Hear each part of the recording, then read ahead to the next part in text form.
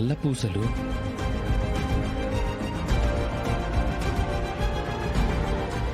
అమ్మా,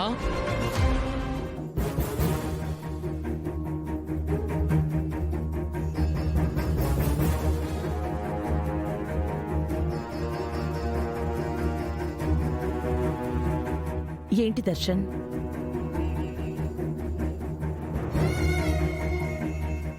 ఎవరిదో ఇక్కడ నల్ల పూసల దండ పడిపోయింది. నల్ల పూసల దండ?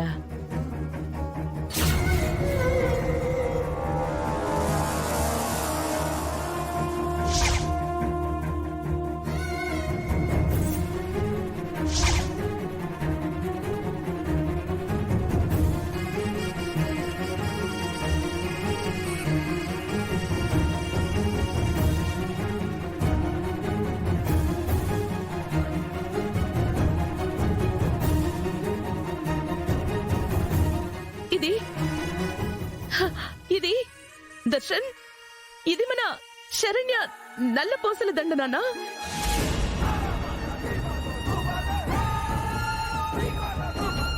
ఏంటమ్మా అంటున్నావు?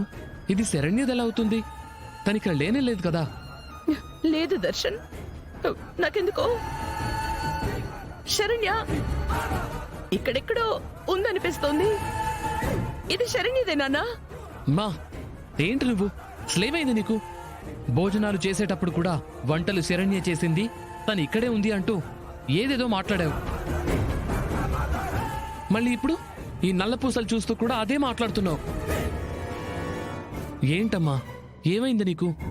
దర్శన్, ఈ నల్ల పూసల్ని నేను బాగా గుర్తుపడతాను నాన్నా.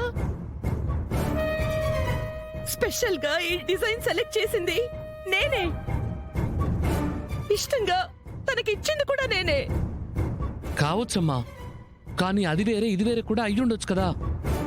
అయినా ఇక లేని శరణ్యదే ఈ నల్లపూసల దండాన్ని ఎలా అంటున్నావు?